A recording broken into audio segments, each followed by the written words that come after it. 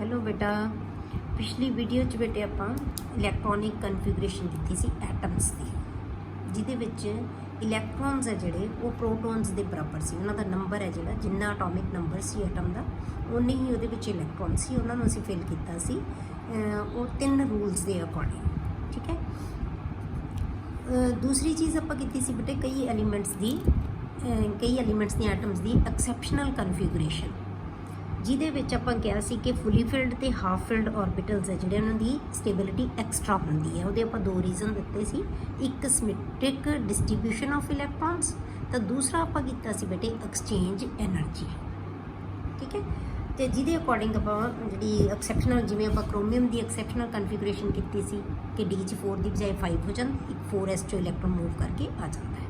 ਠੀਕ ਹੈ। ਇਸੇ ਤਰ੍ਹਾਂ ਕਾਪਰ ਦੀ ਕੀਤੀ ਸੀ, ਡੀ ਦੇ ਫੁੱਲੀ ਫਿਲਡ ਹੋ ਜਾਂਦੇ ਆ, 10 ਇਲੈਕਟ੍ਰੋਨ ਬਣ ਜਾਂਦੇ ਆ ਤੇ ਐਸ 'ਚੋਂ ਇੱਕ ਇਲੈਕਟ੍ਰੋਨ ਮੂਵ ਹੋ ਕੇ ਆ ਜਾਂਦਾ ਹੈ। ਠੀਕ ਹੈ। ਤਾਂ ਇਹਦੇ ਵਾਸਤੇ ਬੇਟੇ ਹੁਣ ਤੁਹਾਡੇ ਕੋਲੇ ਜਿਹੜੀ ਅਗਲਾ ਟੌਪਿਕ ਹੈ ਆਪਣਾ ਹੈਗਾ ਇਲੈਕਟ੍ਰੋਨਿਕ ਕਨਫੀਗਰੇਸ਼ਨ ਆਫ ਆਇਨਸ। ਇਹ ਤਾਂ ਹੀ ਲਿਖ ਸਕਾਂਗੇ ਆਪਾਂ ਬੇਟੇ ਜੇ ਤੁਹਾਨੂੰ ਪ੍ਰੋਪਰ ਸੀਕੁਐਂਸ ਯਾਦ ਹੈ ਔਰਬਿਟਲਸ ਦਾ, ਐਨਰਜੀ ਲੈਵਲਸ ਦਾ, ਉਹਨਾਂ ਦੇ ਐਨਰਜੀ ਲੈਵਲ ਦਾ ਇਨਕਰੀਜ਼ਿੰਗ ਆਰਡਰ ਹੈ ਜਿਹੜਾ ਉਹ ਯਾਦ ਹੋਣਾ ਚਾਹੀਦਾ ਪ੍ਰੋਪਰ, ਤਾਂ ਕਨਫੀਗਰੇਸ਼ਨ ਹੈ ਜਿਹੜੀ ਉਹ ਕਦੇ ਗਲਤ ਨਹੀਂ ਹੋਏਗੀ। ਠੀਕ ਹੈ। ਤਾਂ ਹੁਣ ਆਪਾਂ ਕਰਦੇ ਹਾਂ ਕਨਫੀਗਰੇਸ਼ਨ ਆਫ ਆਇਨਸ। ਆਇਨ ਕਿਵੇਂ ਬਣਦੇ ਬੇਟੇ? ਆਇਨ ਦੋ ਤਰ੍ਹਾਂ ਦੇ ਹੁੰਦੇ ਆ, ਇੱਕ ਕੈਟਾਇਨਸ ਤੇ ਇੱਕ ਐਨੋਇਨਸ। ਕੈਟਾਇਨਸ ਕਿਹਨਾਂ ਨੂੰ ਕਹਿੰਦੇ ਆ ਬੇਟੇ ਆਪਾਂ? ਇਹ ਤੁਹਾਡੇ ਲਈ ਨਵੇਂ ਨਹੀਂ, ਆਪਾਂ ਪਹਿਲਾਂ ਵੀ ਕੀਤੀ ਇਹ ਚੀਜ਼। ਕੈਟਾਇਨ ਕਿਵੇਂ ਬਣਦਾ ਹੈ? ਬਾਈ ਦਾ ਲਾਸ ਆਫ ਇਲੈਕਟ੍ਰੋਨਸ। ਕਿਵੇਂ ਬਣਦਾ ਹੈ? ਜਿੰਨੇ ਪੋਜ਼ਿਟਿਵ ਚਾਰਜ ਆਉਂਦਾ ਜਿੰਨੇ ਇਲੈਕਟ੍ਰੋਨ ਲੂਜ਼ ਕਰ ਦਿੰਦੀ ਹੈ ਸਪੀਸ਼ੀਜ਼। ਠੀਕ ਹੈ। ਪੋਜ਼ਿਟਿਵਲੀ ਚਾਰਜਡ ਆਇਨ ਨੂੰ ਆਪਾਂ ਕੀ ਕਹਿੰਦੇ ਹਾਂ? ਕੈਟਾਇਨ, ਕਿਉਂਕਿ ਇਹ 'ਚ ਪ੍ਰੋਟੋਨ ਉਨੇ ਰਹਿ ਜਾਂਦੇ ਪਰ ਇਲੈਕਟ੍ਰੋਨ ਦਾ ਨੰਬਰ ਘੱਟ ਜਾਂਦਾ ਹੈ, ਕਿਉਂਕਿ ਐਟਮ ਦੇ ਵਿੱਚ ਨੰਬਰ ਆਫ ਪ੍ਰੋਟੋਨਸ ਤੇ ਨੰਬਰ ਆਫ ਇਲੈਕਟ੍ਰੋਨਸ ਹਮੇਸ਼ਾ ਕੀ ਹੁੰਦੇ ਆ? ਸੇਮ ਹੁੰਦੇ ਆ। ਜਿੰਨਾ ਨੈਗੇਟਿਵ ਚਾਰਜ ਉਨਾ ਹੀ ਪੋਜ਼ਿਟਿਵ ਚਾਰਜ। ਇਹ 'ਚ ਨੈਗੇਟਿਵ ਚਾਰਜ ਘੱਟ ਜਾਂਦਾ ਹੈ ਕਿਉਂਕਿ ਇਲੈਕਟ੍ਰੋਨ ਕੱਢ ਦਿੰਦੇ ਆ, ਪੋਜ਼ਿਟਿਵ ਉਨਾ ਹੀ ਰਹਿ ਗਿਆ ਤੇ ਜਿੰਨੇ ਇਲੈਕਟ੍ਰੋਨ ਰਿਮੂਵ ਕੀਤੇ ਉਨਾ ਪੋਜ਼ਿਟਿਵ ਚਾਰਜ ਆ ਜਾਏਗਾ। ਠੀਕ ਹੈ। ਉਸ ਤੋਂ ਬਾਅਦ ਆਪਾਂ ਕਰਦੇ ਹਾਂ ਐਨੋਇਨ। ਐਨੋਇਨ ਕਿਵੇਂ ਬਣਦੇ ਬੇਟੇ? ਬਾਈ ਦਾ ਗੇਨ ਆਫ ਇਲੈਕਟ੍ਰੋਨਸ, ਕਿਉਂਕਿ ਐਟਮ ਦੇ ਵਿੱਚ ਸੇਮ ਚਾਰਜਸ ਹੁੰਦੇ ਆ ਪਰ ਆਪਾਂ ਇਲੈਕਟ੍ਰੋਨ ਐਡ ਕਰਤਾ, ਇਹਦਾ ਮਤਲਬ ਨੈਗੇਟਿਵ ਚਾਰਜ ਵਧਾਤਾ, ਤਾਂ ਗੇਨ ਆਫ ਇਲੈਕਟ੍ਰੋਨ ਅਸੀਂ ਐਡ ਕਿੱਥੇ ਕਰਾਂਗੇ? ਉਹੀ ਸ਼ੈਲ ਦੇ ਵਿੱਚ, ਜਿਹੜਾ ਐਨਰਜੀ ਲੈਵਲ ਦੇ ਵਿੱਚ ਇਨਕਰੀਜ਼ਿੰਗ ਆਰਡਰ ਦੇ ਵਿੱਚ ਆ ਰਿਹਾ ਉੱਥੇ ਹੀ ਇਸ ਇਲੈਕਟ੍ਰੋਨ ਨੂੰ ਐਡ ਕਰਾਂਗੇ। ਰਿਮੂਵ ਹਮੇਸ਼ਾ ਕਿੱਥੋਂ ਕਰਨਾ ਹੈ? ਇਹ ਯਾਦ ਰੱਖਣਾ ਹੈ, ਰਿਮੂਵ ਹਮੇਸ਼ਾ ਵੈਲੈਂਸ ਸ਼ੈਲ 'ਚੋਂ ਕਰਨਾ ਹੈ। ਵੈਲੈਂਸ ਸ਼ੈਲ ਕਿਹਨੂੰ ਕਹਿੰਦੇ ਆ ਅਸੀਂ? ਜਿੱਥੇ n ਦੀ ਮੈਕਸਿਮਮ ਨੰਬਰ, n ਦਾ ਮੈਕਸਿਮਮ ਨੰਬਰ ਹੁੰਦਾ ਹੈ, ਮਤਲਬ ਜਿਹੜਾ ਮੇਨ ਐਨਰਜੀ ਸ਼ੈਲ ਦਾ ਮੈਕਸਿਮਮ ਨੰਬਰ ਹੈ ਉਸ 'ਚੋਂ ਆਪਾਂ ਇਲੈਕਟ੍ਰੋਨ ਨੂੰ ਹਮੇਸ਼ਾ ਰਿਮੂਵ ਕਰਾਂਗੇ। ਠੀਕ ਹੈ। ਆਪਾਂ ਪਹਿਲਾਂ ਕਰਦੇ ਹਾਂ formation of cations. In the formation of cations, electrons are removed from the valence shell of the atom. ਜਿਵੇਂ ਆਪਾਂ ਐਗਜ਼ਾਮਪਲ ਲਈਏ ਸੋਡੀਅਮ ਦੀ, ਸੋਡੀਅਮ ਦਾ ਨੰਬਰ ਕਿੰਨਾ ਬੇਟੇ? 11। ਇਹਦਾ ਮਤਲਬ ਇਹ 'ਚ ਪ੍ਰੋਟੋਨ ਵੀ 11 ਹੈ ਤੇ ਇਲੈਕਟ੍ਰੋਨ ਵੀ 11 ਹੈ ਕਿਉਂਕਿ ਕੋਈ ਚਾਰਜ ਨਹੀਂ ਉੱਪਰ। ਤਾਂ ਕਨਫੀਗਰੇਸ਼ਨ ਕੀ ਆਏਗੀ? 1s2 2s2 2p6। ਇਲੈਕਟ੍ਰੋਨ ਪੂਰੇ 11 ਹੋਣੇ ਚਾਹੀਦੇ, ਉੱਪਰ ਕਿੰਨੇ ਹੋ ਗਏ? 10, ਅੱਗੇ ਆ ਗਿਆ 3s1, 11 ਇਲੈਕਟ੍ਰੋਨਸ ਹੋ ਗਏ। ਪਰ ਆਪਾਂ ਕੀ ਬਣਾਉਣਾ ਹੈ? Na positive. ਠੀਕ ਹੈ। Na ਪੋਜ਼ਿਟਿਵ ਬਣਾਉਣਾ ਹੈ। Na ਪੋਜ਼ਿਟਿਵ ਕਿਵੇਂ ਬਣੇਗਾ? ਇਹਦੇ ਉੱਤੇ ਇੱਕ ਚਾਰਜ ਕਿਵੇਂ ਆਏਗਾ? ਜੇ ਅਸੀਂ ਇੱਕ ਇਲੈਕਟ੍ਰੋਨ ਰਿਮੂਵ ਕਰ ਦਈਏ, ਇਹ 'ਚੋਂ ਅਸੀਂ ਇੱਕ ਇਲੈਕਟ੍ਰੋਨ ਰਿਮੂਵ ਕੀਤਾ, ਕਿੱਥੋਂ ਕਰਿਆ? n ਦੀ ਮੈਕਸਿਮਮ ਵੈਲਿਊ ਕਿੰਨੀ ਹੈ? ਇੱਥੇ 1 ਹੈ, ਇੱਥੇ 2 ਹੈ, ਇੱਥੇ 2 ਹੈ, ਇੱਥੇ 3 ਹੈ। ਆਪਾਂ ਕਿਹਾ n ਦੀ ਮੈਕਸਿਮਮ ਵੈਲਿਊ ਜਿੰਨੀ ਹੋਏਗੀ ਤਾਂ ਇਹ ਕਿੰਨੀ ਹੈ? 3 ਹੈ। ਇਸ 'ਚੋਂ ਇਲੈਕਟ੍ਰੋਨ ਰਿਮੂਵ ਹੋ ਜਾਏਗਾ। ਮਤਲਬ ਜਦੋਂ ਬੇਟੇ ਜਿਹੜਾ 4s ਤੇ 3d ਹੈ ਉਹ 'ਚ ਫਰਕ ਪੈਂਦਾ ਇਸ ਚੀਜ਼ ਦਾ, ਅਦਰਵਾਈਜ਼ ਤਾਂ ਜਿਹੜਾ ਸਭ ਤੋਂ ਅਖੀਰ 'ਚ ਸ਼ੈਲ ਹੋਏਗਾ ਬਸ ਉਹ 'ਚੋਂ ਕੱਢ ਦੇਣਾ ਹੈ। ਹੁਣ ਇਹ ਇਲੈਕਟ੍ਰੋਨ ਗਿਆ ਤਾਂ ਕਿੰਨਾ ਰਹਿ ਗਿਆ? ਕਨਫੀਗਰੇਸ਼ਨ ਕਿਹਦੇ ਵਰਗੀ ਰਹਿ ਗਈ ਬੇਟੇ? ਨਿਓਨ ਵਰਗੀ, ਤਾਂ ਇਹ ਆ ਗਿਆ Na ਪੋਜ਼ਿਟਿਵ। ਠੀਕ ਹੈ। ਇਵੇਂ ਆਪਾਂ Fe ਦੀ ਲਿਖੀਏ ਜੀ। Fe ਦਾ ਨੰਬਰ ਕਿੰਨਾ ਸੀ? 26। ਠੀਕ ਹੈ। ਨੰਬਰ ਕਿੰਨਾ ਇਹਦਾ? 26 ਦੀ ਕਨਫੀਗਰੇਸ਼ਨ ਕੀ ਆਏਗੀ? 26 ਇਲੈਕਟ੍ਰੋਨਸ ਐਡ ਕਰ ਦਿਓ, 1s2 2s2 2p6 3s2 3p6 3d6 and 4s2। ਚਾਹੇ ਤੁਸੀਂ ਜੇ ਕਨਫਿਊਜ਼ਨ ਹੁੰਦੀ ਹੈ ਤਾਂ 3p6 ਤੋਂ ਬਾਅਦ ਅਸੀਂ 4s ਭਰਦੇ ਹਾਂ, ਪਰ ਪਹਿਲਾਂ ਲਿਖ ਲਓ ਚਾਹੇ ਇੱਥੇ 4s2 ਐਂਡ 3d6, ਕਿਉਂਕਿ 4s ਤੋਂ ਬਾਅਦ 3d ਦੇ ਵਿੱਚ ਇਲੈਕਟ੍ਰੋਨ ਜਾਂਦੇ ਹੈ। ਠੀਕ ਹੈ। ਤਾਂ ਪਹਿਲਾਂ ਲਿਖ ਦਿਓ 4s2, ਫਿਰ ਲਿਖ ਦਿਓ 3d6, ਤੇ ਦੋਨੋਂ ਤਰ੍ਹਾਂ ਨਾਲ ਲਿਖ ਸਕਦੇ ਹੋ, ਕਨਫੀਗਰੇਸ਼ਨ ਗਲਤ ਨਹੀਂ ਹੋਏਗੀ ਕਿਉਂਕਿ ਜਿਵੇਂ ਅਸੀਂ ਫਿਲ ਕਰਦੇ ਹਾਂ 3p ਤੋਂ ਬਾਅਦ ਅਸੀਂ ਹਮੇਸ਼ਾ 4s ਭਰਦੇ ਹਾਂ। ਪਹਿਲਾਂ ਇਲੈਕਟ੍ਰੋਨ 4s 'ਚ ਜਾਣਗੇ, ਉਸ ਤੋਂ ਬਾਅਦ 3d 'ਚ ਜਾਣਗੇ। ਤਾਂ 3d 'ਚ ਜਿੰਨੇ ਇਲੈਕਟ੍ਰੋਨ ਬਣ ਗਏ 4s ਤੱਕ ਹਮੇਸ਼ਾ 20 ਬਣ ਜਾਏ। ਯਾਦ ਰੱਖਣ ਦਾ ਢੰਗ, 4s ਤੱਕ ਹਮੇਸ਼ਾ 20 ਇਲੈਕਟ੍ਰੋਨਸ ਹੋ ਜਾਂਦੇ ਆ। ਉਸ ਤੋਂ ਬਾਅਦ 20 ਤੋਂ ਬਾਅਦ ਜਿੰਨੇ ਇਲੈਕਟ੍ਰੋਨਸ ਆ ਉਹ ਸਾਰੇ d 'ਚ ਜਾਣਗੇ। ਠੀਕ ਹੈ। ਯਾਦ ਰੱਖ ਸਕਦੇ ਹੋ। 10 ਇੱਥੇ ਹੋ ਗਏ, 2p6 ਤੱਕ 10 ਹੋ ਗਏ। ਠੀਕ ਹੈ। ਇਹ ਹੋ ਗਏ 8 ਤੇ 4s2 ਤੱਕ 20 ਹੋ ਗਏ ਪੂਰੇ। 20 ਤੋਂ ਬਾਅਦ ਜਿੰਨੇ ਉੱਪਰ ਨੰਬਰ ਆਏਗਾ ਉਹ ਸਾਰੇ d 'ਚ ਜਾਣਗੇ। पर ਆਪਾਂ ਬਣਾਉਣਾ ਹੈ Fe2 ਪੋਜ਼ਿਟਿਵ। Fe2 ਪੋਜ਼ਿਟਿਵ ਕਦੋਂ ਬਣੇਗਾ? ਬਾਈ ਦਾ ਲਾਸ ਆਫ 2 ਇਲੈਕਟ੍ਰੋਨਸ। ਇੱਥੇ ਆਪਾਂ ਕੀ ਲਿਖਾਂਗੇ? Minus 2 electrons.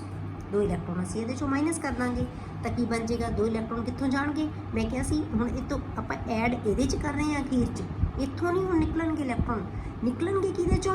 ਜਿੱਥੇ n ਦੀ ਵੈਲਿਊ ਮੈਕਸਿਮਮ ਹੈ। ਬਸ ਇੱਥੇ ਧਿਆਨ ਰੱਖਣਾ ਹੈ ਜੀ, ਕਨਫਿਊਜ਼ਨ ਇੱਥੇ ਹੁੰਦੀ ਹੈ ਬੱਚਿਆਂ ਨੂੰ ਕੈਟਾਇਨ ਫਾਰਮੇਸ਼ਨ 'ਚ, ਐਨੋਇਨ 'ਚ ਕੋਈ ਫਰਕ ਨਹੀਂ ਪੈਣਾ। 4s ਚੋਂ ਹੁਣ ਇਲੈਕਟ੍ਰੋਨ ਜਿੱਥੇ n ਦਾ ਨੰਬਰ ਮੈਕਸਿਮਮ ਹੈ ਇਲੈਕਟ੍ਰੋਨ ਉਹ 'ਚ ਕੱਟਣੇ ਹੈ, ਤਾਂ ਦੋਨੋਂ ਇਲੈਕਟ੍ਰੋਨ ਕਿੱਥੋਂ ਜਾਣਗੇ? s 'ਚ। s 'ਚ 0 ਹੋ ਗਿਆ ਤਾਂ ਕੀ ਰਹਿ ਗਿਆ? 3p6 and 3d6। ਕਲੀਅਰ ਹੋ ਗਿਆ? ਇਹਨੂੰ ਯਾਦ ਰੱਖਣਾ ਹੈ ਹਮੇਸ਼ਾ, ਕਿੱਥੋਂ ਇਲੈਕਟ੍ਰੋਨ ਜਾਣਾ ਹੈ? ਜਿੱਥੇ n ਦਾ ਨੰਬਰ ਮੈਕਸਿਮਮ ਹੈ ਉਹ 'ਚੋਂ ਇਲੈਕਟ੍ਰੋਨ ਰਿਮੂਵ ਕਰੋਗੇ। ਕਿੰਨੇ ਕਰੋਗੇ? ਜਿੰਨਾ ਪੋਜ਼ਿਟਿਵ ਚਾਰਜ ਹੈ। ਕਲੀਅਰ? ਉਸ ਤੋਂ ਬਾਅਦ ਆਪਾਂ ਕਰਦੇ ਹਾਂ ਫਾਰਮੇਸ਼ਨ ਆਫ ਐਨੋਇਨ। ਐਨੋਇਨ ਕਿਵੇਂ ਬਣਦਾ ਬੇਟੇ? In the formation of anions electrons are added to the valence shell of the atom. ਹੁਣ ਆਪਾਂ ਐਡ ਕਰਦੇ ਹਾਂ, ਕਿੰਨੇ ਇਲੈਕਟ੍ਰੋਨ ਐਡ ਕਰਾਂਗੇ? ਜਿੰਨਾ ਉਹਦੇ ਉੱਤੇ ਨੈਗੇਟਿਵ ਚਾਰਜ ਹੋਏਗਾ। ਜਿਵੇਂ ਆਪਾਂ ਐਗਜ਼ਾਮਪਲ ਕਰੀਏ, ਕਿਹੜੀ ਐਗਜ਼ਾਮਪਲ ਹੈ ਸਾਡੇ ਕੋਲ? ਕਲੋਰੀਨ। ਕਲੋਰੀਨ ਦਾ ਅਸੀਂ ਆਇਨ ਬਣਾਉਣਾ Cl ਨੈਗੇਟਿਵ, ਪਰ ਅਸੀਂ ਪਹਿਲਾਂ ਕਲੋਰੀਨ ਦੀ ਕਨਫੀਗਰੇਸ਼ਨ ਲਿਖਾਂਗੇ। ਇਹ ਜ਼ਰੂਰੀ ਨਹੀਂ ਤੁਸੀਂ ਇਹਦੀ ਕਨਫੀਗਰੇਸ਼ਨ ਲਿਖਣੀ ਹੈ, ਤਾਂ ਤੁਹਾਨੂੰ ਸਿਖਾਉਣ ਵਾਸਤੇ ਲਿਖੀ ਹੈ। ਅਦਰਵਾਈਜ਼ ਜੇ ਤੁਹਾਨੂੰ ਪੁੱਛੀ ਗਈ ਕਿ Cl ਨੈਗੇਟਿਵ ਦੀ ਕਨਫੀਗਰੇਸ਼ਨ ਲਿਖੋ ਤਾਂ ਤੁਸੀਂ ਸਿੱਧੀ ਇਹੀ ਕਨਫੀਗਰੇਸ਼ਨ ਲਿਖ ਸਕਦੇ ਹੋ। ਕਲੀਅਰ? ਤਾਂ ਕੀ ਆਏਗਾ? 1s2 2s2 2p6 3s2 12 ਇੱਥੋਂ ਤੱਕ ਹੋ ਗਈ। 3p 'ਚ ਕਿੰਨੇ ਇਲੈਕਟ੍ਰੋਨ ਜਾਣਗੇ ਬੇਟੇ? 5। ਤਾਂ ਕਿੰਨੇ ਬਣ ਗਏ? 17। ਠੀਕ ਹੈ, ਆਪਾਂ ਹੁਣ ਕੀ ਕਰਨਾ ਹੈ? Cl ਨੈਗੇਟਿਵ ਬਣਾਉਣਾ ਹੈ ਤਾਂ ਕਿਵੇਂ ਬਣੇਗਾ? 1 ਇਲੈਕਟ੍ਰੋਨ ਅਸੀਂ ਐਡ ਕਰ ਦਾਂਗੇ, ਪਲੱਸ ਅਸੀਂ ਕੀ ਕਰਤਾ? 1 ਇਲੈਕਟ੍ਰੋਨ। ਇਲੈਕਟ੍ਰੋਨ ਕਿੱਥੇ ਜਾਏਗਾ ਬੇਟੇ? ਜਿਹੜੇ ਸ਼ੈਲ 'ਚ ਅਸੀਂ ਐਡ ਕਰੀ ਜਾ ਰਹੇ ਹਾਂ ਉਸੇ 'ਚ। ਇਹਦੇ 3p5 ਸੀ, p 'ਚ ਕਿੰਨੇ ਆ ਸਕਦੇ ਮੈਕਸਿਮਮ? 6। ਤਾਂ ਲਾਸਟ ਵਾਲਾ ਇਲੈਕਟ੍ਰੋਨ ਵੀ ਸਾਡਾ ਕਿੱਥੇ ਜਾਏਗਾ? 6 'ਚ। ਇਹਦਾ 3p 'ਚ ਜਾਏਗਾ ਤਾਂ ਕੀ ਬਣ ਜਾਣਾ? 3p6। ਕਲੀਅਰ? ਹੁਣ ਆਪਾਂ ਬਣਾਈਏ ਜੀ ਆਕਸੀਜਨ। ਆਕਸੀਜਨ ਦਾ ਨੰਬਰ ਕਿੰਨਾ ਹੈ? 8। 8 ਇਲੈਕਟ੍ਰੋਨ ਆਪਾਂ ਇੱਥੇ ਐਡ ਕਰਾਂਗੇ। 1s2 2s2 2px2 2py1 2pz1 ਜਾਂ ਤੁਸੀਂ 2p4 ਵੀ ਲਿਖ ਸਕਦੇ ਹੋ। 2p4। ਹੁਣ ਇਹਨੇ ਕੀ ਬਣਾਉਣਾ ਹੈ? O ਨੈਗੇਟਿਵ, 2 ਨੈਗੇਟਿਵ ਬਣਾਉਣਾ ਹੈ। 2 ਨੈਗੇਟਿਵ ਕਿਵੇਂ ਬਣੇਗਾ? By the gain of 2 electrons. 2 electron gain ਕਰ ਲੇਗਾ। ਗੇਨ ਕਰੇਗਾ ਤਾਂ ਕਿੱਥੇ ਜਾਣਗੇ? ਦੋਨੋਂ ਇਲੈਕਟ੍ਰੋਨ, ਦੋਨੋਂ ਇੱਕ ਇਲੈਕਟ੍ਰੋਨ ਇਹਨਾਂ 'ਚ ਜਾਣੇਗਾ। 2p4 ਦੀ ਬਜਾਏ ਕਿੰਨੇ ਬਣ ਜਾਣਾ? 2p6 ਬਣ ਜਾਏਗਾ। ਤਾਂ ਕੀ ਆਏਗਾ? 1s2 2s2 2p2 2px2 2py2 2pz2 ਜਾਂ ਕੀ ਲਿਖ ਸਕਦੇ ਹੋ? 2p6। ਕਲੀਅਰ ਹੋ ਗਿਆ? ਇਹਨਾਂ ਦਾ ਬੇਟੇ ਕੋਰਿਲੇਸ਼ਨ ਹੈ। ਅੱਗੇ ਆਪਾਂ ਪੜਾਂਗੇ ਵੀ ਕਿਉਂ ਐਟਮਸ, ਨੈਕਸਟ ਜਿਹੜਾ ਕੈਮੀਕਲ ਬੌਂਡਿੰਗ ਚੈਪਟਰ 'ਚ ਪੜਾਂਗੇ ਉਹ ਆਪਾਂ ਕਿਉਂ ਇਹਨੇ 1 ਇਲੈਕਟ੍ਰੋਨ ਗੇਨ ਕੀਤਾ, ਇਹਨੇ 2 ਇਲੈਕਟ੍ਰੋਨ ਗੇਨ ਕੀਤਾ, ਇਹਦੇ ਵੀ ਰੀਜ਼ਨ ਹੈ। ਠੀਕ ਹੈ, ਇਹਦੇ ਵੀ ਰੀਜ਼ਨ ਹੈ। ਇਹ ਆਪਣਾ ਆਕਟੇਟ ਕੰਪਲੀਟ ਕਰਦੇ ਆ, ਸਟੇਬਲ ਕਨਫੀਗਰੇਸ਼ਨ ਬਣਾਉਂਦੇ ਆ, ਇਸ ਲਈ ਜਿੰਨੇ ਇਲੈਕਟ੍ਰੋਨ ਦੀ ਜ਼ਰੂਰਤ ਹੈ ਉਹਨੇ ਲੂਜ਼ ਵੀ ਕਰ ਸਕਦੇ ਆ, ਉਹਨੇ ਗੇਨ ਵੀ ਕਰ ਸਕਦੇ ਆ। ਕਲੀਅਰ ਹੋ ਗਿਆ? ਸਮਝ ਆ ਗਈ ਇਸ ਚੀਜ਼ ਦੀ ਕਿ ਕੈਟਾਇਨ ਕਿਵੇਂ ਬਣਦਾ ਹੈ? By the gain of electron, by the loss of electron. ਤੇ ਐਨੋਇਨ ਕਿਵੇਂ ਬਣਦਾ ਹੈ? By the gain of electron. ਜਿੰਨਾ ਨੈਗੇਟਿਵ ਚਾਰਜ ਆਏਗਾ ਉਨੇ ਇਲੈਕਟ੍ਰੋਨ ਗੇਨ ਕਰੇਗਾ, ਜਿੰਨਾ ਪੋਜ਼ਿਟਿਵ ਚਾਰਜ ਆਏਗਾ ਉਨੇ ਇਲੈਕਟ੍ਰੋਨ ਲੂਜ਼ ਕਰੇਗਾ। ਕਲੀਅਰ? ਹੁਣ ਤੁਸੀਂ ਲਿਖੋ right down electronic configuration of the following. ਤੁਸੀਂ ਆਪ ਲਿਖਣੀ ਹੈ ਹੁਣ ਇਹਨਾਂ ਦੀ ਕਨਫੀਗਰੇਸ਼ਨ ਬੇਟੇ। ਕਾਪਰ ਦੀ ਲਿਖਣੀ ਹੈ 29 ਨੰਬਰ ਹੈ, ਪ੍ਰੈਕਟਿਸ ਹੋ ਜਾਏਗੀ ਤੁਹਾਡੀ। Mg ਦੀ ਲਿਖਣੀ ਹੈ 2 ਪੋਜ਼ਿਟਿਵ, ਇਹਦਾ 12 ਨੰਬਰ ਹੈ, ਅਟੋਮਿਕ ਨੰਬਰ ਮਤਲਬ ਪ੍ਰੋਟੋਨਸ ਦਾ ਨੰਬਰ ਪਤਾ ਤੁਹਾਨੂੰ। ਠੀਕ ਹੈ, 2 ਪੋਜ਼ਿਟਿਵ। Cr ਇਹਦਾ 2 ਪੋਜ਼ਿਟਿਵ, Cr ਦਾ ਕਿੰਨਾ ਹੁੰਦਾ ਹੈ? 24 ਨੰਬਰ ਹੁੰਦਾ ਹੈ। Zn 2 ਪੋਜ਼ਿਟਿਵ, Zn ਦਾ ਕਿੰਨਾ ਹੁੰਦਾ ਹੈ? 30 ਨੰਬਰ ਹੁੰਦਾ ਹੈ। ਮੈਂ ਸਾਰਿਆਂ ਦੀ ਤੁਹਾਨੂੰ ਕਨਫੀਗਰੇਸ਼ਨ ਲਿਖਵਾਈ ਹੋਈ ਹੈ ਐਟਮਸ ਦੀ, ਤਾਂ ਤੁਸੀਂ ਕੀ ਲਿਖਣੀ ਹੈ? ਆਇਨਸ ਦੀ। Zn 2 ਪੋਜ਼ਿਟਿਵ ਕਿਵੇਂ ਬਣੇਗਾ? Cr 2 ਪੋਜ਼ਿਟਿਵ ਬਣੇਗਾ। Mg 2 ਪੋਜ਼ਿਟਿਵ ਕਿਵੇਂ ਬਣੇਗਾ? ਕਲੀਅਰ ਹੋ ਗਿਆ? ਇਹ ਕਨਫੀਗਰੇਸ਼ਨ ਤੁਸੀਂ ਆਪ ਲਿਖ ਕੇ ਇਹਨਾਂ ਦੀ ਪ੍ਰੈਕਟਿਸ ਕਰੋ। ਅਗਲਾ ਬੇਟੇ ਹੈਗਾ ਰਾਈਟ ਕੁਐਸਚਨ, ਇਹਦੇ ਨਾਲ ਰਿਲੇਟਡ ਕਿਵੇਂ ਇਹਦੇ ਕੁਐਸਚਨ ਤੁਹਾਨੂੰ ਆ ਸਕਦੇ ਆ।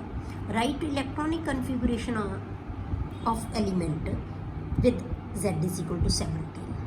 ਮਤਲਬ ਤੁਹਾਨੂੰ ਇੱਕ ਐਲੀਮੈਂਟ ਦੇਤਾ ਜਿਹਦੇ Z ਦੀ ਵੈਲਿਊ ਗਿਵਨ ਹੈ 17, ਤਾਂ ਤੁਸੀਂ ਉਹਦੀ ਕਨਫੀਗਰੇਸ਼ਨ ਲਿਖਣੀ ਹੈ 17। ਸਾਨੂੰ ਕਲੀਅਰ ਹੋ ਗਿਆ Z ਦੀ ਵੈਲਿਊ ਮਤਲਬ ਕਿ ਐਟਮ ਹੈ, ਇਹ ਆਇਨ ਨਹੀਂ ਹੈਗਾ, ਐਟਮ ਹੈ, ਤਾਂ ਇਹਦਾ ਮਤਲਬ ਜਿੰਨੇ ਪ੍ਰੋਟੋਨ ਹੈ ਉਨੇ ਇਲੈਕਟ੍ਰੋਨ ਹੋਣਗੇ। ਤਾਂ ਮਤਲਬ ਸਾਨੂੰ ਅਸੀਂ 17 ਇਲੈਕਟ੍ਰੋਨ ਫਿਲ ਕਰਨੇ ਹੈ ਬਸ, ਉਹ ਅਸੀਂ ਕਨਫੀਗਰੇਸ਼ਨ ਬਣਾਵਾਂਗੇ। ਫਿਰ ਉਹਦੇ ਤੋਂ ਤੁਸੀਂ ਪ੍ਰੀਡਿਕਟ ਕਰਨਾ ਹੈ ਪਹਿਲਾ ਨੰਬਰ ਆਫ p ਇਲੈਕਟ੍ਰੋਨਸ, ਉਹਦੇ ਵਿੱਚ ਤੁਸੀਂ ਕੈਲਕੂਲੇਟ ਕਰੋ p ਇਲੈਕਟ੍ਰੋਨਸ ਦਾ ਨੰਬਰ ਕਿੰਨਾ ਹੈ। ਦੂਸਰਾ ਨੰਬਰ ਆਫ s ऑर्बिटल्स, ਇਹ ਪੜ੍ਹਨਾ ਹੈ ਕੀ ਲਿਖਿਆ ਹੈ s ऑर्बिटल, p ਇਲੈਕਟ੍ਰੋਨਸ ਦੱਸਣੇ ਹੈ, s ऑर्बिटल्स दसने हैं, नंबर ऑफ फिल्ड ऑर्बिटल्स दसने हैं ते number of half filled orbitals दसने हैं। क्लियर। ਹੁਣ ਆਪਾਂ ਇਹਦੀ ਕਨਫੀਗਰੇਸ਼ਨ ਲਿਖਾਂਗੇ। ਪਹਿਲਾਂ 17 ਨੰਬਰ ਲਿਖ ਲਓ, z = 17। ਇਹਦੀ ਕਨਫੀਗਰੇਸ਼ਨ ਕੀ ਆਏਗੀ ਬੇਟੇ, ਉੱਪਰ 17 ਤੁਹਾਡੇ ਇਲੈਕਟ੍ਰੋਨਸ ਹੋਣੇ ਚਾਹੀਦੇ, ਬਸ ਉਵੇਂ ਫਿਲ ਕਰਦੇ ਜਾਓ ਸੀਰੀਅਲ ਦੇ ਵਿੱਚ। 1s2 2s2 2p6 3s2, ਇਹ ਹੋ ਗਏ 12। ਉਸ ਤੋਂ ਬਾਅਦ ਕਿੰਨੇ ਰਹਿ ਗਏ 5 ਹੋਰ ਕਰਨੇ, 3px2 3p ਇੱਥੇ ਜੇ ਆਪਾਂ ਲਿਖੀਏ ਪਹਿਲਾਂ 1 2 3 ਹੋ ਜਾਣੇ ਆ, ਤਾਂ ਆਪਾਂ ਕਿੰਨੇ ਕਰਨੇ 5, ਤਾਂ ਇਹਦੇ ਵਿੱਚ ਪੇਅਰਿੰਗ ਹੋ ਜਾਏਗੀ। ठीक है, 3px2 3py2 एंड 3pz1, ਜਾਂ ਤੁਸੀਂ ਕੀ ਲਿਖ ਸਕਦੇ ਹੋ 3p5 ਸਿੱਧਾ 3p5। ਪਰ ਜਦੋਂ ਤੁਸੀਂ ਬੇਟੇ ਅੱਗੇ ਇਲੈਕਟ੍ਰੋਨ ਜਾਂ ਆਰਬਿਟਲਸ ਕੈਲਕੂਲੇਟ ਕਰਨੇ ਆ ਨਾ, ਉਦੋਂ ਤੁਹਾਨੂੰ ਆ ਪ੍ਰੋਪਰਲੀ ਲਿਖੇ ਹੋਣੇ ਚਾਹੀਦੇ, ਤਾਂ ਸਮਝ ਆ ਜਾਏਗੀ, ਅਦਰਵਾਈਜ਼ ਤੁਹਾਨੂੰ ਘੱਟ ਪਤਾ ਲੱਗੇਗਾ। ਤਾਂ ਇਹਦੇ ਤੁਸੀਂ ਪਹਿਲੇ ਦਾ ਕੁਐਸਚਨ ਦਾ number of p electrons, p ਚ ਇਲੈਕਟ੍ਰੋਨ ਕਿੰਨੇ ਆ, p ਆਰਬਿਟਲ ਕਿਹੜੇ ਕਿਹੜੇ ਬੇਟੇ ਸਾਡੇ, ਇੱਕ ਤਾਂ 2p ਹੈ, ਇੱਕ 3p ਹੈ। ਹੁਣ ਇਹ 'ਚ ਇਲੈਕਟ੍ਰੋਨ ਕਿੰਨੇ ਕਾਊਂਟ ਕਰੋ, ਇਹ 'ਚ ਕਿੰਨੇ ਇਲੈਕਟ੍ਰੋਨ ਹੈ 6 + 2 8 8 + 2 10 10 + 1 11। p ਇਲੈਕਟ੍ਰੋਨ ਦਾ ਨੰਬਰ ਕਿੰਨਾ ਹੋ ਗਿਆ 11। ਠੀਕ। ਜੇ ਤੁਹਾਨੂੰ ਪੁੱਛਿਆ ਹੁੰਦਾ p ਆਰਬਿਟਲਸ ਦੱਸੋ ਬੇਟੇ, ਫਿਰ ਕਿੰਨੇ ਦੱਸਣੇ ਸੀ, ਇੱਥੇ p ਦੇ ਆਰਬਿਟਲ ਕਿੰਨੇ ਹੈ, ਬੱਚੇ ਕੀ ਲਿਖਦੇ ਆ ਇੱਕ ਆਰਬਿਟਲ, ਇਹ ਇੱਕ ਆਰਬਿਟਲ ਨਹੀਂ ਬੇਟੇ, ਕਿੰਨੇ ਹੈ 3 ਆਰਬਿਟਲਸ ਹੈ ਇਹ, ਤਾਂ ਹੀ 6 ਇਲੈਕਟ੍ਰੋਨ ਆਏ ਆ ਨਾ। ਜਿਵੇਂ ਆਪਾਂ ਇਹਨੂੰ ਲਿਖਿਆ, ਤੁਸੀਂ ਇਹਨੂੰ ਵੀ ਇਦਾਂ ਹੀ ਲਿਖ ਸਕਦੇ ਹੋ 2pxy 2px1 2px2 2py2 and 2pz2। ਇੱਥੇ 2px 2py 2pz ਵੀ ਲਿਖ ਸਕਦੇ ਹੋ, ਪਰ ਅੰਡਰਸਟੂਡ ਹੈ ਤੁਸੀਂ ਯਾਦ ਰੱਖੋ ਕਿ p ਦੇ ਹਮੇਸ਼ਾ 3 ਆਰਬਿਟਲਸ ਹੁੰਦੇ ਆ, ਤਾਂ ਇਹ ਆਰਬਿਟਲ ਕਿੰਨੇ ਹੈ 3, ਇੱਥੇ ਕਿੰਨੇ ਹੈ 3, ਤਾਂ ਟੋਟਲ ਆਰਬਿਟਲਸ ਜੇ ਪੁੱਛ ਲਿਆ ਤਾਂ ਕਿੰਨੇ ਆਉਣਗੇ 6 ਆਰਬਿਟਲਸ, ਪਰ ਇਲੈਕਟ੍ਰੋਨ ਕਿੰਨੇ 11 ਹੈ। ਇਲੈਕਟ੍ਰੋਨ ਫਿਲ ਹੋਏ ਗਏ ਜੀ, ਇੱਕ ਇਲੈਕਟ੍ਰੋਨ ਘੱਟ ਹੈ ਨਾ ਇਹਦੇ 'ਚ, 11 ਇਲੈਕਟ੍ਰੋਨ ਹੈ। ਕਲੀਅਰ। ਉਸ ਤੋਂ ਬਾਅਦ ਦੂਸਰਾ ਕੁਐਸਚਨ ਸੀ ਸਾਡਾ ਨੰਬਰ ਆਫ s ਆਰਬਿਟਲਸ। ਹੁਣ ਆਰਬਿਟਲ ਪੁੱਛੇ s ਦੇ ਕਿੰਨੇ ਆਰਬਿਟਲ ਹੈ, ਇੱਕ a ਆਰਬਿਟਲ ਹੋ ਗਿਆ 1s, ਇੱਕ ਆਰਬਿਟਲ ਹੋ ਗਿਆ 2s, ਇੱਕ ਆਰਬਿਟਲ ਹੋ ਗਿਆ 3s। s ਵਾਲੇ ਸਾਰੇ ਆਰਬਿਟਲ ਗਿਣ ਲਓ, s 'ਚ ਸਾਨੂੰ ਪਤਾ ਹੈ ਕਿ ਕੋਈ ਆਰਬਿਟਲ ਹੁੰਦਾ ਹੈ, ਕਿੰਨੇ ਆਰਬਿਟਲ ਬਣ ਗਏ ਬੇਟੇ 3। ਉਸ ਤੋਂ ਬਾਅਦ ਆਪਾਂ ਨੂੰ ਪੁੱਛਿਆ number of filled orbitals. Filled orbital ਭਰੇ ਹੋਏ ਆਰਬਿਟਲ ਕਿਹੜੇ ਆ, ਭਰੇ ਹੋਏ ਪਤਾ ਲੱਗ ਗਿਆ, ਜਿਨ੍ਹਾਂ 'ਚ 2 ਇਲੈਕਟ੍ਰੋਨ ਹੋਣਗੇ ਉਹ ਫਿਲਡ ਹੁੰਦੇ ਆ, ਜਿਨ੍ਹਾਂ 'ਚ ਸਿੰਗਲ ਇਲੈਕਟ੍ਰੋਨ ਰਹਿ ਜਾਂਦਾ ਉਹ ਹਾਫ ਫਿਲਡ ਹੁੰਦੇ ਆ, ਜਾਂ ਭਰਿਆ ਹੋਇਆ ਆਰਬਿਟਲ ਹੋਏਗਾ ਜਾਂ ਹਾਫ ਫਿਲਡ ਹੋਏਗਾ, ਦੋਨੋਂ ਹੀ ਚੀਜ਼ਾਂ ਹੋ ਸਕਦੀਆਂ, ਜਾਂ ਉਹ ਹੋਏਗਾ ਵੇਕੈਂਟ ਹੋਏਗਾ, ਕੋਈ ਔਰ ਇਲੈਕਟ੍ਰੋਨ ਹੋਏਗਾ ਹੀ ਨਹੀਂ। ਹੁਣ ਆਪਾਂ ਫਿਲਡ ਦੇਖੀਏ 1 2, ਹੁਣ ਇਹ ਆਰਬਿਟਲ ਕਿੰਨੇ ਬੇਟੇ 3 1 2 +3 5 +1 6 +1 7 +1 8। ਫਿਲਡ ਗਿਣਨੇ ਆਪਾਂ ਸਾਰੇ, ਇਹ ਸਾਰੇ ਕੀ ਹੈ ਫਿਲਡ, ਕਿੰਨੇ ਬਣ ਗਏ 8 ਆਰਬਿਟਲਸ। ਇਹ ਕੀ ਹੈ ਬੇਟੇ ਹਾਫ ਫਿਲਡ ਹੈ, ਇਹ ਭਰਿਆ ਹੋਇਆ ਆਰਬਿਟਲ ਨਹੀਂ ਹੈ, ਠੀਕ ਹੈ, ਤਾਂ ਇਹ ਬਣ ਗਏ 8 ਆਰਬਿਟਲਸ। ਹੁਣ ਆਪਾਂ ਨੂੰ ਪੁੱਛਿਆ ਨੰਬਰ ਆਫ ਹਾਫ ਫਿਲਡ ਆਰਬਿਟਲਸ। ਹੁਣ ਹਾਫ ਫਿਲਡ ਕਿੰਨੇ ਹੈ, ਸਿਰਫ ਇੱਕੋ ਹੀ ਹੈ, ਇਹੀ ਆਰਬਿਟਲ ਹੈ ਜਿਹਦੇ ਕੋਲ ਇੱਕ ਇਲੈਕਟ੍ਰੋਨ ਹੈ, ਇਹਨੂੰ ਅਸੀਂ ਹਾਫ ਫਿਲਡ ਕਹਿੰਦੇ ਹਾਂ, ਤਾਂ number of half filled orbitals is 1। Clear. ਇੱਦਾਂ ਦੇ ਕੁਐਸਚਨ ਤੁਹਾਨੂੰ ਆਉਂਦੇ ਬਟ ਇਹਨਾਂ ਨੂੰ ਬਹੁਤ ਚੰਗੀ ਤਰ੍ਹਾਂ ਸਮਝਣਾ, ਬਸ ਥੋੜਾ ਦੇਖਣਾ ਹੀ ਹੈ, ਸਮਝਣਾ ਹੀ ਹੈ ਵੀ ਕੀ ਚੀਜ਼ ਹੈ, ਕੀ ਪੁੱਛਿਆ ਗਿਆ, ਗਲਤੀ ਨਹੀਂ ਕਰਨੀ, ਇਹਨੂੰ ਜ਼ਰੂਰ ਪੜ੍ਹਨਾ ਹੈ ਕਿ ਜਿਹੜੇ ਇਲੈਕਟ੍ਰੋਨ ਪੁੱਛੇ ਹੈ ਕਿ ਆਰਬਿਟਲ ਪੁੱਛਿਆ, ਇਹਨੂੰ ਧਿਆਨ ਨਾਲ ਪੜ੍ਹੋ। ਇਹ ਇਲੈਕਟ੍ਰੋਨ ਹੈ ਤਾਂ ਉੱਪਰ ਵਾਲੇ ਗਿਣੋ, ਠੀਕ ਹੈ, ਆਹ ਵਾਲੇ ਗਿਣੋ, ਜੇ ਆਰਬਿਟਲ ਹੈ ਤਾਂ ਇੱਥੋਂ ਗਿਣੋ ਕਿਹੜੇ ਆਰਬਿਟਲ ਹੈ, ਕਿੰਨੇ ਆਰਬਿਟਲ ਹੈ। ਨੈਕਸਟ ਕੁਐਸਚਨ ਜਿਵੇਂ which of the following are isoelectronic species। ਹੁਣ ਤੁਹਾਨੂੰ ਪਹਿਲਾਂ ਆਈਸੋਇਲੈਕਟ੍ਰੋਨਿਕ ਸਪੀਸ਼ੀਜ਼ ਪਤਾ ਹੋਣਾ ਚਾਹੀਦਾ, ਜਿਵੇਂ ਆਪਾਂ ਆਈਸੋਟੋਪਸ ਆਈਸੋਬਾਰਸ ਆਈਸੋਟੋਨਸ ਕੀਤੇ ਸੀ ਨਾ, ਉਸੇ ਤਰ੍ਹਾਂ ਆਈਸੋਇਲੈਕਟ੍ਰੋਨਿਕ ਸਪੀਸ਼ੀਜ਼ ਵੀ ਹੁੰਦੀਆਂ ਬੇਟੇ। ਆਈਸੋਇਲੈਕਟ੍ਰੋਨਿਕ ਸਪੀਸ਼ੀਜ਼ ਕਿਹਨਾਂ ਨੂੰ ਕਹਿੰਦੇ ਹਾਂ ਅਸੀਂ, ਜਿਨ੍ਹਾਂ ਦੇ ਵਿੱਚ ਇਲੈਕਟ੍ਰੋਨਸ ਦਾ ਨੰਬਰ ਸੇਮ ਹੋਵੇ, ਉਹਨਾਂ ਦਾ ਮਾਸ ਨੰਬਰ ਉਹਨਾਂ ਦਾ ਅਟੋਮਿਕ ਨੰਬਰ ਚਾਹੇ ਡਿਫਰੈਂਟ ਹੋਣ, ਚਾਹੇ ਐਟਮਸ ਹੈ ਜਿਹੜੀ ਅਲੱਗ-ਅਲੱਗ ਐਟਮਸ ਐਲੀਮੈਂਟਸ ਦੀਆਂ ਹੋਣ, ਜੋ ਮਰਜ਼ੀ ਹੋਵੇ, ਬਸ ਸਿਰਫ ਉਹ 'ਚ ਇਲੈਕਟ੍ਰੋਨ ਦਾ ਨੰਬਰ ਸੇਮ ਹੋਵੇ, ਉਹਨਾਂ ਨੂੰ ਅਸੀਂ ਕਹਿੰਦੇ ਹਾਂ ਆਈਸੋ ਇਲੈਕਟ੍ਰੋਨ। ਆਈਸੋ ਮੀਨਸ ਸੇਮ, ਠੀਕ ਹੈ, ਤਾਂ ਇਲੈਕਟ੍ਰੋਨ ਦਾ ਨੰਬਰ ਸੇਮ ਹੋਵੇ, ਉਹਨਾਂ ਨੂੰ ਅਸੀਂ ਕਹਾਂਗੇ ਆਈਸੋ ਇਲੈਕਟ੍ਰੋਨਿਕ ਸਪੀਸ਼ੀਜ਼। ਤਾਂ ਹੁਣ ਤੁਸੀਂ ਇਹਦੇ ਵਿੱਚ ਦੱਸਣਾ ਹੈ Na positive, Ca2 positive, Mg2 positive, O2 negative and R1। ਹੁਣ Na ਦਾ ਸਾਨੂੰ ਪਤਾ ਨੰਬਰ ਕਿੰਨਾ ਹੈ, ਇੰਨਾ ਕੁ ਤੁਹਾਨੂੰ ਯਾਦ ਹੋਣੇ ਚਾਹੀਦੇ, ਬਟ 30 ਤੱਕ ਐਲੀਮੈਂਟਸ ਨੇ, ਕਨਫੀਗਰੇਸ਼ਨ ਤੁਹਾਨੂੰ ਆਪਣੇ ਆਪ ਆਉਣੀ ਚਾਹੀਦੀ ਹੈ, 30 ਤੱਕ ਯਾਦ ਕਰੋ, 30 ਨੰਬਰ ਤੱਕ, ਜ਼ਿੰਕ ਤੱਕ ਮਤਲਬ 11 ਨੰਬਰ ਹੁੰਦਾ ਇਹਦਾ, ਇਹ 'ਚੋਂ ਪੋਜ਼ੀਟਿਵ ਹੈ ਤਾਂ ਮਤਲਬ ਅਸੀਂ ਇਲੈਕਟ੍ਰੋਨ ਰਿਮੂਵ ਕੀਤਾ, ਤਾਂ ਕਿੰਨੇ ਇਲੈਕਟ੍ਰੋਨ ਰਹਿ ਗਏ 10। ਕੈਲਸ਼ੀਅਮ ਦਾ ਕੀ ਹੈ, ਇਹ 'ਚੋਂ 2 ਇਲੈਕਟ੍ਰੋਨ ਰਿਮੂਵ ਕੀਤੇ, ਨੰਬਰ ਕਿੰਨਾ ਹੁੰਦਾ ਇਹਦਾ 20। ਇਹ 'ਚੋਂ ਇਲੈਕਟ੍ਰੋਨ 2 ਰਿਮੂਵ ਕਰਤੇ ਤਾਂ 18 ਰਹਿ ਗਏ। ਇਹਦੇ ਨਾਲ ਮਤਲਬ ਇਹ ਮੈਚ ਨਹੀਂ ਕਰਦੇ ਆਪਸ 'ਚ। ਹੁਣ ਲੈ ਲਿਆ ਆਪਾਂ Mg2 ਪੋਜ਼ੀਟਿਵ। Mg ਦਾ ਨੰਬਰ ਕਿੰਨਾ ਹੁੰਦਾ ਹੈ 12। 12 ਚੋਂ 2 ਪੋਜ਼ੀਟਿਵ ਹੈ ਤਾਂ ਮਤਲਬ 2 ਇਲੈਕਟ੍ਰੋਨ ਰਿਮੂਵ ਕਰਤੇ, ਕਿੰਨੇ ਰਹਿ ਗਏ 10। ਇਹਦਾ ਮਤਲਬ ਆ ਤੇ ਦੋਨੋਂ ਕੀ ਹੋ ਗਏ ਸੇਮ, ਇਹਦੇ ਕੋਲ ਵੀ 10 ਇਲੈਕਟ੍ਰੋਨਸ ਹੈ, ਇਹਦੇ ਕੋਲ ਵੀ 10 ਇਲੈਕਟ੍ਰੋਨਸ ਹੈ। ਹੁਣ ਆ ਗਿਆ O2 ਨੈਗੇਟਿਵ, ਉਹਦਾ ਨੰਬਰ ਕਿੰਨਾ ਹੁੰਦਾ ਬੇਟੇ 8, ਪਰ 2 ਇਲੈਕਟ੍ਰੋਨ ਇਹਨੇ ਗੇਨ ਕੀਤੇ ਹੋਏ ਆ, ਕਿੰਨੇ ਇਲੈਕਟ੍ਰੋਨ ਹੋ ਗਏ 10। ਇਹਦਾ ਮਤਲਬ ਇਹ ਵੀ ਹੋ ਗਿਆ, ਇਹ ਹੋ ਗਿਆ, ਇਹ ਹੋ ਗਿਆ ਤੇ ਇਹ ਹੋ ਗਿਆ, ਤਿੰਨੋਂ ਸੇਮ ਹੋ ਗਏ। ਅੱਗੇ ਆ ਗਿਆ ਆਰਗਨ, ਚੌਥਾ ਦੇਖਦੇ ਹਾਂ 18 ਨੰਬਰ ਹੁੰਦਾ ਇਹਦਾ ਮਤਲਬ ਇਹ ਨਹੀਂ ਕਿਉਂਕਿ ਇਹ 'ਚ ਕੋਈ ਚਾਰਜਿੰਗ 18 ਇਲੈਕਟ੍ਰੋਨ ਹੈ। ਇਹਦਾ ਮਤਲਬ sodium Na positive, Mg2 positive and O2 negative are isoelectronic species. ਇਹ 3 ਸਪੀਸ਼ੀਜ਼ ਹੈ ਬੇਟੇ, ਇਹ ਕੀ ਹੈ ਆਈਸੋ ਇਲੈਕਟ੍ਰੋਨਿਕ ਹੈ। ਕਿਉਂ? ਕਿਉਂਕਿ ਇਹਨਾਂ ਤਿੰਨਾਂ ਕੋਲ ਕਿੰਨੇ ਹੈ 10 ਇਲੈਕਟ੍ਰੋਨਸ।